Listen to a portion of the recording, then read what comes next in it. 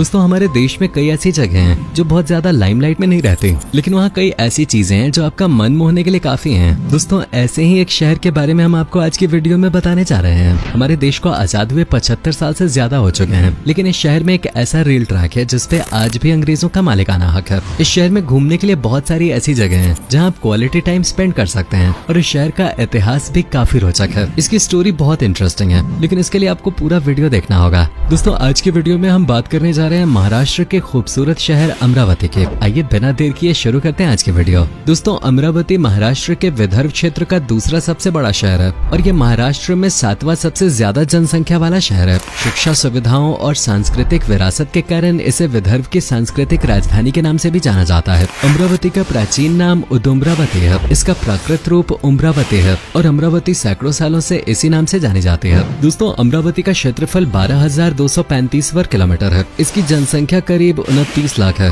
और अगर हम यहाँ 1 वर्ग किलोमीटर में रहने वाले लोगों की औसत संख्या के बारे में बात करें तो यहाँ का जनसंख्या घनत्व 213 व्यक्ति प्रति वर्ग किलोमीटर है। अमरावती के लोग शिक्षा को लेकर बेहद जागरूक हैं। ऐसा कहा जाता है अमरावती का नाम इसके प्राचीन अंबा देवी मंदिर के नाम पर रखा गया है। यह महाराष्ट्र के उत्तर हिस्से में स्थित है। इसके उत्तर पूर्व में मध्य प्रदेश राज्य है, इसलिए भी इस शहर का महत्व बढ़ जाता है। इसकी दक्षिण पूर्वी सीमा वर्धा जिले से मिलती है, जबकि इसके दक्षिण में यावतमल, दक्षिण पश्चिम में वशिम, पश्चिम में अकोला और बुल्ढाना जिला स्थित है। अमरावती कोस्ट लाइन से काफी दूरी पर स्थित है और इस शहर की समुद्र तल से ऊंचाई करीब 343 मीटर है। ये विदर्भ के कपास उत्पादक क्षेत्रों के लगभग बीचों बीच स्थित है। इसके पश्चिम वाले भाग को पूर्णा बसीन और पूर्व वाले भाग को वर्धा बसीन कहा जाता है। अमरावती स्मार्ट सिटीज मिशन के तहत महाराष्ट्र से चुने गए शहरों में से एक है। राज्य सरकार ने घोषणा की है कि अमरावती को एक स्मार्ट सिटी के रूप में विकसित किया जाएगा। इसमें कई सारे औद्योगिक केंद्रों और शैक्षिक केंद्रों को डेवलप किया जाएगा। अमरावती को स्मार्ट सिटी मिशन में शामिल करने का उद्देश्य रियल एस्टेट के मामले में स्थानीय क्षेत्र के विकास को बढ़ावा देकर लोगों के जीवन स्तर में सुधार करना है। बढ़ती आबादी को समायोजित करने के लिए शहर के चारों ओर नए क्षेत्र विकसित किए जाएंगे और इससे शहर में रियल एस्टेट क्षेत्रों को बढ़ावा मिलेगा। लोगों को रहने के लिए अच्छी जगह मिलेगी, काम करने के लिए अच्छी सुविधा उपलब्ध होगी और ट्रांसपोर्ट की बेहतर सुविधा मिल जाएगी।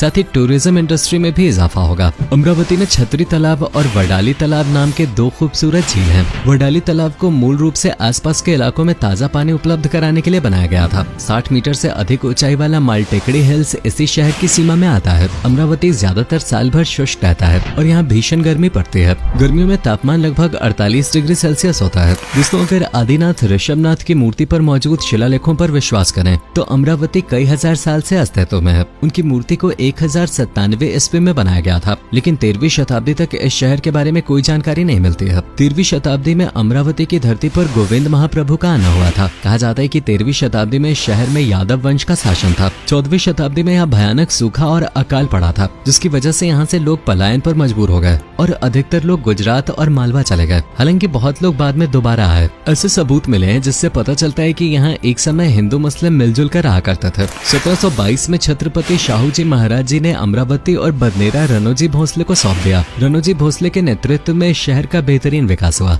उस समय तो इसे भोसले की अमरावती के नाम से जाना जाता था। भोसले के बाद अमरावती पर निजामों का नियंत्रण हुआ और फिर अंग्रेजों ने इसे अपने कंट्रोल में ले लिया। सन 1853 में अंग्रेजों और हैदराबाद के निजाम के बीच एक संधि हुई, जिसके बाद अमरावती अंग्रेजों के कब्जे में आ गया था। 1903 में यह मध्य भारत और बेरार के अंतर्गत था। आजादी के बाद 1956 में इसे बॉम्बे प्रेसिडेंसी के अंडर कर दिया गया था, लेकिन बाद में प्रशासनिक सुविधाओं की वजह से 1960 में इसे महाराष्ट्र का एक जिला बना दिया गया। दोस्तों भले ही अंग्रेजों ने भारत को लूटा, लेकिन इसका दूसरा पक्ष ये भी है कि अंग्रेजों के शासन में शहर में कई सारे डेवलपमेंट के काम हुए। इसमें school, jail, office, rest house और कपास के मार्केट का बड़े पैमाने पर विकास हुआ। भारत की आजादी की लड़ाई में अमरावती ने बहुत बड़ी भूमिका निभाई और आज भी अमरावती को स्वतंत्रता संग्राम के एक प्रमुख केंद्र के तौर पे याद रखा जाता है। दोस्तों क्या आपको पता है कि भारत की एक रेल लाइन पर आज भी ब्रिटेन का कब्जा है? जी हाँ, इसका मालिकाना हक हमारे पास नहीं है। यहाँ तक कि ब्रिटेन की एक निजी कंपनी इसका संचालन करती है और इंडियन रेलवे हर साल 1 करोड़ 20 लाख की रॉयल्टी ब्रिटिश कंपनी को देती है। इस रेल ट्रैक पर शकुंतला एक्सप्रेस के नाम से सिर्फ एक पैसेंजर ट्रेन चलते थे। अमरावती से मुर्तजापुर के 189 किलोमीटर के सफर को ये 6 से 7 घंटे में पूरा करते थे। दरअसल अंग्रेजों के शासन में अमरावती का इलाका अपने कपास के लिए पूरे देश में फेमस था। कपास को मुंबई पोर्ट तक पहुंचाने के लिए अंग्रेजों ने इस रेल लाइन का निर्माण करवाया था। इस रूट पर चलने वाली शकुंतला एक्सप्रेस के कारण इसे शकुंतला रेल रूट के नाम से भी जाना जाता है। इस रेल रूट पर लगे सिग्नल आज भी ब्रिटिश कालीन है। इनका निर्माण इंग्लैंड के लिवरपूल में 1895 में हुआ था। हालांकि इसे बंद कराने की 2 बार कोशिशें हो चुकी थी,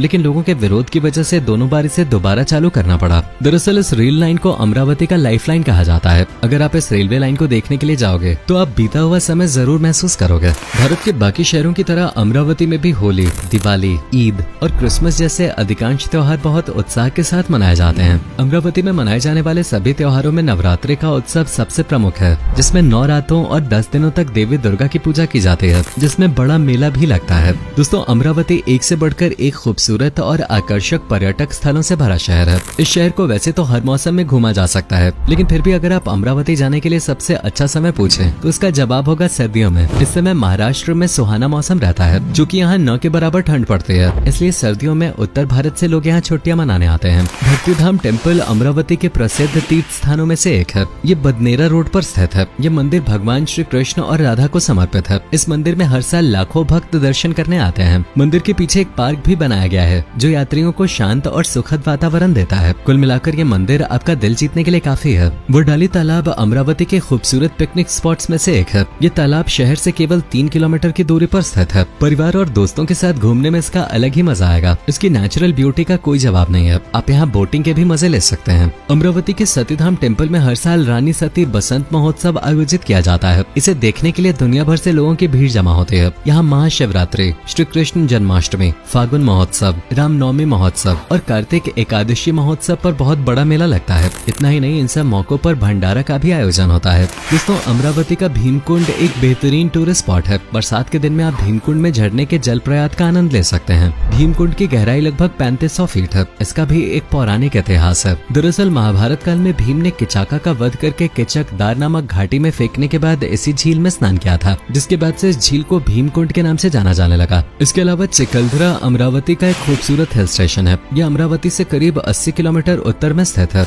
हरिकेन पॉइंट, प्रोस्पेक्ट पॉइंट और देवी पॉइंट से चिखलदरा की नेचुरल ब्यूटी का आनंद लिया जा सकता है। इसके अलावा अमरावती में आप गविलनड और नारनला किला और सेमाडो झील भी देख सकते हैं। दोस्तों, अमरावती में स्थित मेलघाट को टाइगर रिजर्व घोषित किया गया था। सरकार द्वारा बाघों को बचाने के लिए शुरू हुए प्रोजेक्ट टाइगर द्वारा 1973-74 में बनाए गए पहले 9 टाइगर रिजर्व में से ये एक था। ये अमरावती के उत्तर में सतपुड़ा पर्वत श्रृंखलाओं में स्थित है। मेलघाटी मराठी शब्द है, जिसका अर्थ है घाटों का मिलन। इस टाइगर रिजर्व में 2017 में लगभग 2000 वर्ग किलोमीटर में 41 बाघों को लिस्ट किया गया था। पर्यटक मेलघाट को सभी मौसमों में देख सकते हैं, लेकिन मिडिल जुलाई से सितंबर लास्ट तक यहाँ घूमने का मजा ही कुछ और है। सर्दियों में यहाँ ठंड होती है और रात का तापमान 5 डिग्री से नीचे चला जाता है। बाघों के अलावा यहाँ पर स्लॉथ बेयर, इंडियन गौर, सांबर डियर, लेपर्ड और नीलगाय देखे जाते हैं। कुंडेश्वर टेम्पल दक्षिण अमरावती में घने जंगल के बीच में स्थित एक प्राचीन मंदिर है। ये भगवान शिव को समर्पित है। ये मंदिर वास्तुकला की प्राचीन हेमाडपंथी शैली का एक बहुत खूबसूरत उदाहरण है। ये मंदिर सतपुड़ा पर्वत श्रृंखलाओं से घिरा हुआ है, इसलिए यहाँ का व्यू भी जबरदस्त होता है।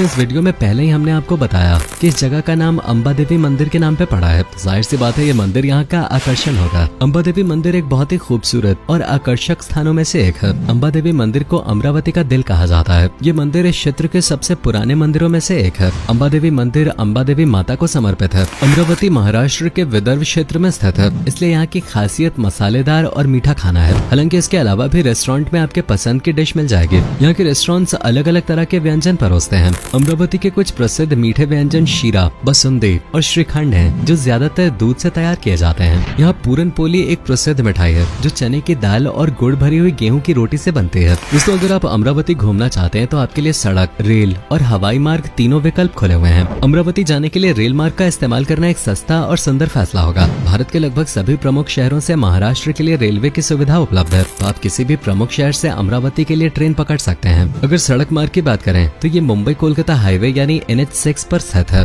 इस हाईवे को इकोनॉमिक कॉरिडोर 1 भी कहा जाता है। हवाई मार्ग भी एक विकल्प है, लेकिन इसमें समय एक्स्ट्रा लगता है। अमरावती का सबसे करीबी हवाई अड्डा यहाँ से 135 किलोमीटर दूर नागपुर का बाबा साहब अम्बेडकर इंटरनेशनल एयरपोर्ट है। तो ये आपके ऊपर निर्भर करता है कि आप कैसे जाना चाहते हैं। अगर आप अमरावती की यात्रा पर निकलते हैं तो आपके लिए यात्रा करने में लगने वाला कुल खर्च कम से कम 20,000 रुपए तक हो सकता है। तो भाई बैग पैक कीजिए और निकल जाइए जल्दी। तो दोस्तों, ऐसा है महाराष्ट्र का शहर अमरावती। इस शहर की प्राकृतिक सुंदरता तो है ही, सबसे अच्छी बात यह कि कम बजट में आप एक बेहतरीन जगह की सैर कर पाएंगे। वैसे आप में से अगर कोई अमरावती या फिर महाराष्ट्र से है तो हमें कमेंट में जरूर बताएं।